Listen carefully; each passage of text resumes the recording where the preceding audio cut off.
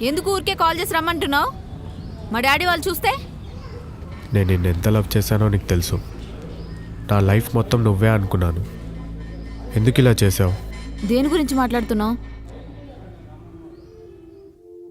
ఓ, ఆ రోజు నువ్వనుకున్నట్టు ఏం జరగలేదు. నాకు హెల్త్ బాగాలేకపోతే రోహిత్ వచ్చి చూసుకున్నాడు. అబద్ధం చెప్పక ఐషు. నా ప్రేమే అబద్ధం అనిపిస్తుంది. నిజాలే మాట్లాడుకుందాం. ఇప్పటికిప్పుడు మా డాడీ పెళ్లి చేసుకోమంటే ఏముందని నేను పెళ్లి చేసుకోవాలరా? ఒకవేళ చేసుకున్నానే అనుకో, ఎలా చేసుకుంటావురా నన్ను? నేను జాబ్ చేస్తాను ఐషు.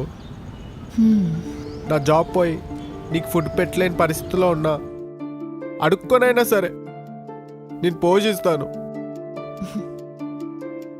నీకొచ్చే శాలరీతో నన్ను చూసుకోగలననే అనుకుంటున్నావా? నీకొచ్చే శాలరీ నా మేకప్ కిట్ కూడా సరిపోదు. ప్రాక్టికల్గా మాట్లాడుకుందాం. రోహిత్ చాలా డబ్బున్నవాడు.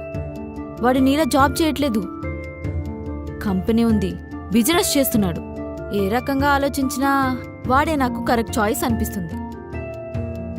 నువ్వు నిజంగా నన్ను లవ్ చేస్తే, నేను హ్యాపీగా ఉండాలనుకుంటే నువ్వు నన్ను వదిలి. అర్థమైందా? Good bye.